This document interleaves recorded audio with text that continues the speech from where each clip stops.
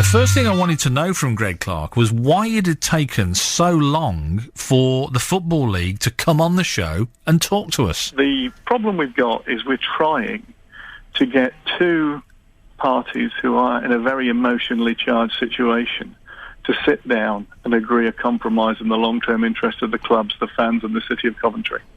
And we've been doing that behind the scenes for a long time, over a year, since relationships started to break down between the stadium owners and the football club owners.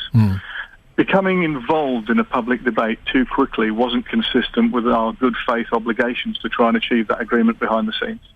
So we just kept quiet and kept working behind the scenes, trying to stop the relationship breaking down. We've had a number of meetings with both parties, over many weeks and months, trying to point out that one football club and one stadium in Coventry would be much better than everybody falling out and it all ending in tears. You could have made decisions that meant that the football club would have had to have stayed at the Rico, couldn't you? You could have forced that hand. You had that within your power. Why didn't you do that? We've had a long history of trying to keep club and ground together, because quite a few football grounds are owned by different people in the football club. But occasionally the relationship breaks down, and for example, Rotherham spent 4 years out of Rotherham while they built a new stadium, and they had to go and play in Sheffield for 4 years. And sometimes, you just cannot put the club owners in a situation where the stadium owners can do anything they like. But equally, you can't say to football clubs, if you don't feel like paying your rent, you can do that as well. I see the invidious position you're in, but effectively, whatever decision you make, unless you make the two sides face up to each other, means that you take sides, don't you? And you've taken the side of the football club. Well, thanks for putting words in my mouth, but that's not what I said. All right, well, let me return it to a question. Have you taken the side? Would you like to hear my words? Yeah, let me ask you the question then. Have you taken the side of the football club? Certainly not. We've taken the side of the law. As far as we can tell, both ACL and CISU and the CISU Associates have obeyed the law, as we have. If clubs end up in administration, they're subject to insolvency law. They have to run their business according to corporate law. They obey the law, both sides. They will get the support of the Football League. This is merely a commercial dispute between two parties. As far as I can see, no one's behaving unlawfully. Not paying your rent is probably not unlawful, is it? I mean, it's not particularly ethical, though, is it? No, I'm not here to be an ethical arbiter. What I'm saying is there was a long history and a commercial dispute between one party that thought it was being charged too much and the other party that thought it was being charged the right amount. That is a commercial dispute which the Football League cannot get into. We cannot arbitrate between two parties who have rights under law. If you make a decision, and there was great play yesterday, you sent a letter to a local MP, didn't you, that suggested that you were taking one side and not the other. It is difficult, isn't it, for you to say this is where we stand without taking a particular stand. And I'm not trying to suggest either side are right or wrong in this. I think you've summarised it quite well, saying that, one side thought they were being charged too much, the other side thought that it was quite a reasonable deal. But the fans really feel disappointed by the Football League that you haven't managed to pull those two things together. Do you accept that? Oh, of course I do. I mean, I grew up and still do support a Midland club that's had its own trials and tribulations. Nearly went out of business and lost its ground and all that sort of stuff. So I have a lot of empathy and sympathy with the fans, which is why we're working so hard behind the scenes to come up with a compromise. Because, when, I got pilloried last time I made a statement, which is I don't know whether CISU will build another ground, is because I'd rather hope that a compromise would break out sometime and they'd actually use the one that currently exists. I don't want to push them into a corner either. I mean, that seems like that's unlikely as we stand at the moment. I suppose you'd never say never, Greg, but I just wonder how that fits in with your rules. A lot of people are crying foul and saying, look, your rules say that you should have made a decision that meant that the football club stayed in the city, and you have failed to do that. Yeah, but the trouble is we've got a lot of people who interpret our rules to fit their own purposes. What we do, we sit down with, very expensive external legal advice and have the legal options pointed out to our board, who then consider all the facts and make decisions based on historic precedent and formal legal opinion. So we are confident we're behaving within our rules and within the law. Now, I don't expect everyone to be happy, and I expect a lot of people to try and interpret our rules or our letters or our words in ways that suit their arguments. But we're playing it straight down the middle and trying to preserve Coventry City and trying to encourage both parties to get to play football in Coventry. Well, are you? Because, I mean, what you say, your argument is that the rules are the rules until we say otherwise. That surely is not a way to do business. Well, it depends. The law's the law until Parliament said otherwise. That's how rules and laws work. Every year, the government reviews legislation, and if they change insolvency law or corporate law, we will change our rules to be consistent with the law. We always do.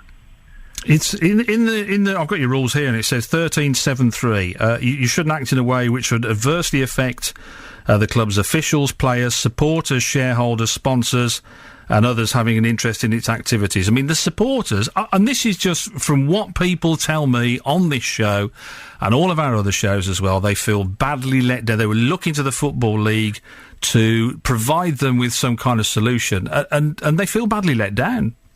Yeah, I can imagine. But, the problem is if the fans get what they want, they thank the Football League, as in the case of Portsmouth. If they don't get what they want, it's all the Football League's fault. The reality of the situation is we obey the law.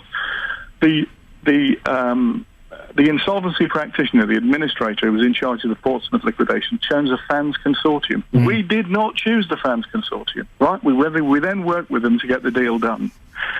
The same happened. Sisu was chosen by a court-appointed officer. We are legally obliged to work with them. If you think the Football League are ever going to break the law, you're going to be grievously disappointed. But couldn't more have been done, do you think, to get the two sides together and to keep... I mean, and this is the concern. I think, what I'm hearing, and it changes over time, as you can imagine, but what we're hearing from fans right now is that they believe that the thing of primary importance is that Coventry City plays at the Ricoh Arena, and that's what they want to get across to you, is that really anything else is just a footnote right now. They want the club back in the city. Well, I actually think that's the second most important thing. I actually think the most important thing is Coventry City survives. We do lose football clubs over the years, believe it or not. They completely disappear and they go out of business. And our principal objective is to make sure the football club survives, and the secondary objective is to make sure it goes back to Coventry City as soon as possible. Sometimes there is a conflict between those two objectives.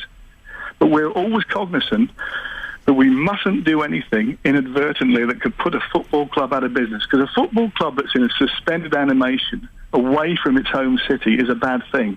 But it's a slightly better thing than having no football club. Haven't you effectively, though, and we don't, and time will tell this, and I suppose, it's all very well saying this, but it looks like that it is not going to be particularly well supported at Sixfields. I have no idea how it will pan out over the long term, right? But I can understand the outrage of Coventry City fans who are seeing their club moved 35 miles down the road. Right? I can understand that completely. And my fervent hope, and something I'm working towards behind the scenes with the senior officials of the Football League and the major players of both the parties, the stadium owners and the club owners, is to just say, look, calm down, guys. Take a deep breath. There's a good stadium in Coventry. There should be a good football club in Coventry. Can't we just bury the hatchet, come up with a sensible compromise and play football in Coventry? And that will be our consistent message to both parties.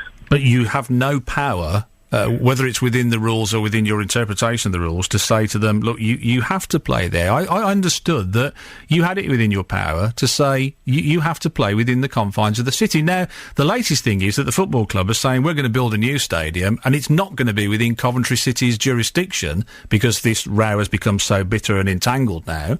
So how does that stack up with your rules? Well, we have a bond which says that the club must come back to Coventry. Now, Coventry could be a mile outside of the Coventry city limits, or it could be within it. That's got to be within the city council's jurisdiction, hasn't it, though? Don't you think? Is that fair to say? I haven't checked the rules, so I'm not going to opine on something that I'm not completely sure about, because I don't want to mislead the fans. But I would like to really, really help you to understand the issue, right? The Football League represents 72 football clubs, their fans and their communities. We have had extensive legal threats from both parties involved in this. So anybody who thinks that we're playing favourites with one side or the other should come and see our legal intray. And they are both implying that should we step 1 millimetre outside our legal rights and obligations, they'll be all over us, right? Mm-hmm. which, we obey the law anyway, but if we go 1 millimetre outside the law on this one side or the other will pile in and will become another victim. So you're essentially being bullied by both sides then? No, we're not being bullied. People are asserting their rights because they're independent commercial entities. And, if someone said to me, I'm going to build a road through my front garden, I would assert my legal rights to protect my property. So this is what happens in the real grown-up commercial world. It's rough and tumble, it's expensive lawyers, it's two parties, and what we're trying to do at the Football League is say, look, guys, in the end, calm down, take a deep breath, find a compromise, because it will be a lot better than Coventry City playing forever 35 miles away, which will not be allowed under our rules, or the club disappearing. Let's find a sensible compromise. With the decisions that you've made so far, do you not accept that we're in a worse place now that we've allowed the football club to play 35 miles away for between 3 to 5 years? And they're now saying, and you're right, whether they can legally do it or not remains to be seen, but they're now saying they have no intention of coming back to the city council's area, which is essentially Coventry City, I suppose, is fair to say. Other than that, you're looking at Warwickshire, I guess, or maybe somewhere in the West Midlands. So we've effectively we're in a really bad place now, Greg, aren't we? I genuinely think you're missing my point. We have really sailed so close to the edge with Coventry City that there were times when I thought there will be no Coventry City. Genuinely. But wouldn't that have been... Coventry City, as we know, would it have been better to say, well, we'll have no Coventry City under the people who are looking after it now and the people who are controlling, the stadium now, and you start again almost? Some fans are saying that'd be a better place. Well, they can have what they wish for, but there's a saying in life that you have to be careful what you wish for. On the day before the season, we were faced with choices. One of the choices was to say no, which would have meant that Coventry City would not have been able to complete their fixture at the start of the season and wouldn't have been eligible for membership of the Football League. Okay. They would have been gone. We would have promoted one more club from the conference at the end of the season and gone back to 72 clubs without Coventry City. Mm-hmm. So I really think people need to understand the dangers their club faces and how hard the Football League is working to make sure the principal objective of keeping the club alive is served. We're listening to the interview that I did yesterday after the show, the chair of the Football League, Greg Clarke, talking to me in a pre-recorded interview. And I asked him at one point in the interview, talking about some of the bids that have been on the table, that if a consortium that was bidding for the club, that was one of the group that we believed were bidding, if they wanted to keep the football team at the Ricoh, had there been one there and been one on the table that he could have chosen rather than the bid that he chose? I'm not the best person to ask that question, and the simple reason is, I'm not trying to avoid it, it's just that we have a Chinese wall at the Football League where the executive investigate all the information provided by the administrator. They then provide the administrator's recommendation to the board, which I chair, the Football League board, to make a decision. So there's a difference between the process managers and the decision makers, so there's good governance. So we don't see a lot of that information. All we see is the administrator has chosen this party. Here is their business plan. Here is their funding. Here's how they're going to meet their obligations going forward, and here are the issues we need to discuss as a board. We then have an external legal advisor, insolvency specialist, who stands up and gives the board, these are the issues you must closely consider, these are the previous precedents, here are the issues of law, and here is the solutions available to you that would obey our duty to English law. And then we make a decision based on all that advice. So I don't actually have a lot of information about who the other parties were. So you're not really making a decision. You're accepting a fait accompli, then, aren't you? Because how do you decide where the golden share goes if you don't see all the bids? Well, do you know when a judge makes a decision, you either line up with it or you end up in contempt of court and you end up in jail. And I accept that because that's the rules of our country.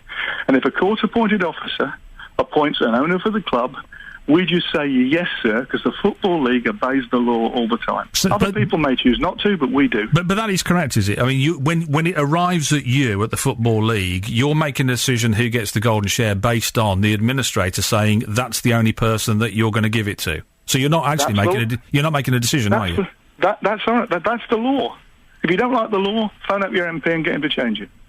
If you're not aware of what else was out there and what was available, then really your part in all of this has become almost on the sidelines, hasn't it, I guess? Well, it depends how you look at it. For example, it may well be that the administrator appoints somebody who cannot comply with the rules of the Football League. For example, if they cannot show that they have the funding in place and the business plan in place to run the club for the foreseeable future and meet the credit obligations as they become due, we can legitimately, under English law, refuse to transfer the share and take them as a member of the Football League. But it is important to understand the distinction between two issues. You can buy a football club, but you have no automatic right to play football in the Football League. There's a process we go through to decide whether the people who have bought the football club can play in the Football League. And that's what we do. We don't decide who buys the club, we decide whether they can have league membership. How much control did you have over the football club, and did you have an understanding that they had two companies, Coventry City Football Limited and Holdings Limited, and where the assets lay? Did you understand what was going on with all of that? Well, let me answer that in a slightly roundabout way, because many of our football clubs have quite complex ownership structures. And at times, both the FA and the Football League will register assets to different entities within a holding company. And that's perfectly normal. That happens across football clubs, insurance companies, banks, garages. That's the way the Companies Acts are written in the UK. It's perfectly normal. And sometimes those assets are moved around, and sometimes they're allocated in a different place. That sometimes provides issues for administrators when different companies are become insolvent. We've talked a lot about the football club, Greg. I wonder if I can talk about ACL and the council and the football ground itself, the stadium itself. Do you have any concerns about the way that anybody has conducted themselves on that side of the business? Quite clearly, you're quite happy with what the football club's done, and you've given them the seal of approval, as it were, by giving them the golden share. But I mean, and I know it's difficult in terms of what you can say, but what are your thoughts on the way that the people who own the stadium have acted? I would take issue with your words. I'm quite happy with how the football club's behaved. In that, I would much rather that the football club and the stadium owners had compromised and reached an agreement to keep the football club in Coventry playing at the Rico. And my job isn't to demonise either party or take the side of either party, because then we can't be an honest broker. Sure. What we tried to do is to meet with both of them. And both of them have actually showed flashes of reason, saying, yeah, we can see this, that and the other. But the tide of emotion that has carried both parties to this place meant there's been a breakdown in the relationship, and it is really hard to achieve a compromise in the short to medium term. And my principal hope is we keep trying, we keep meeting with these people, and as things calm down a bit, and as the commercial realities of an empty stadium, both in Coventry and potentially in Northampton, people sit down and say, actually, the long-term interest is to have football in Coventry at the Rico with Coventry City Football Club. Let's both give a bit and find a way to do something that's in the long-term interest of the club, the city and the fans. And that will take time and reason and the emotion to be drawn out of the situation, which is why I'm not going to take sides between the club and the council, because we need them both to be reasonable. Could you have said at any point, and some fans believe that this was in your gift to do this, I'm not quite sure, but I'll ask you the question nonetheless. Could you at any point during the negotiations said to both the football club and the stadium owners, we will award the golden share, as it's called, the right to play in the Football League, the right to play with us, as it were, only if you can reach an agreement, therefore and thereby forcing them to come to some kind of amicable arrangement and continue to keep the club in the city. Was that ever a possibility? We could have done that, I suspect. I don't know, because before I ever opine firmly on a situation like that, I sit down with the experts on the rules and regs and the law and say, what can we do, what can't we do? Sure. But hypothetically, if I was asked that question, I would be very wary of putting that scenario together. Because if I just said, for example, having taken legal advice and consulted with the board, because the board had to make this decision, not me, and I'm a member of the board. Do we want to make this a condition? What if they hadn't reached agreement? And it was the day before the football season, which is what happened. And the choice was to say, right, we've actually made this commitment. Unless they reach agreement, we won't transfer the share. We won't transfer the share. This season, we're going to have 71 members, Coventry City a history, and we'll promote an extra member from the conference next year. I think that would have been worse. And the problem is you have to think 3 steps ahead, because I never get in a situation where you think, crumbs, there's nothing we can do now except let the club die. I will move heaven and earth to avoid that happening. 5,000 fans marched. You probably saw it. Marched in the streets of the city and went to Broadgate and had a bit of a rally. We had over 6,000 at the Ricoh on the day that the Sky Blues had their first home game at Sixfields. Fans have been telling me they are desperately trying to tell you that they want they want Coventry City back in the city of Coventry. What do you say to that? They have my assurance that the Football League board, executive and clubs want Coventry City. It took us a long time to get Brighton back in Brighton. It took us 4 years to get Rotherham back in Rotherham.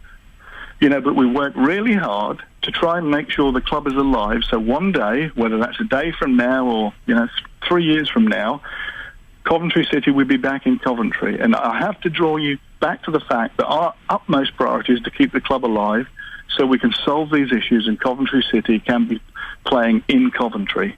And, the fans' pain is real to me, and we're doing our best to serve their long-term interests. If the club come back to you in 3 to 5 years' time and say, well, actually, we are going to move away from Sixfields now, but we can't work with Coventry City Council because of the water that's gone on between us and the bad blood or whatever it is, and we feel that we need to build a stadium outside of the confines of Coventry City, their jurisdiction, their area, would they be allowed to?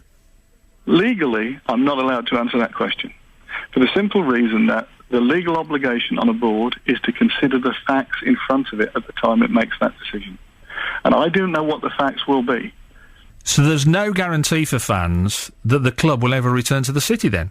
There's no guarantee of anything in life. Anybody who will give you a forecast of who will win the next election or which company will make a profit next year or who will be the player of the year is guessing. I am not guessing. My legal obligation is to make sure the board has all the facts in front of it with the requisite legal advice as and when it has to make a decision. And anybody who opines at the point before that decision is made can be accused by a judge of presupposing what the answer will be, and therefore they disbar themselves from making an objective decision. And the Football League always obeys the law. From a technical perspective, it's quite interesting. I've had a note here from a guy called Roger who says, one of the league's values, the Football League's values, is inclusion. Saying that we're committed to making the game accessible to people of all backgrounds. He says the Northampton move has meant that it's been difficult for accessibility for fans on either low income or people with disabilities as well. There are lots of issues like this, Greg, aren't there, where it's the decision has been made for them to move to Northampton and has been allowed to move to Northampton is kind of incongruous with what your aims are and your objectives. One of the interesting things when you have to make big decisions, like the Football League board does on occasions, as big companies have to make, or councils have to make, or governments have to make, is sometimes you're left with a choice of which is the least worst option. And am I happy that the people of Coventry are having to go 35 miles to see their game? Am I happy that people who can't afford to travel 35 miles or have mobility issues can't get there? Of course I'm unhappy about that. But I would be more unhappy if we'd have made a different decision on the day before the season and said, right, we're not going to transfer the share. Coventry City is now no longer eligible. Their fixtures will be expunged from the record and it will cease to exist. That would have been worse, and that's what we always try to avoid. You've kind of touched on it, and as a final point, I just wonder from a Sky Blues fan's perspective what the future looks like. What does the chair of the Football League think the future looks like? A number of years, by the sound of it, being away from the city. There's a range of outcomes, and one of the things I can't do is predict the future. You have to talk to smarter people than me if you want forecasts of the future.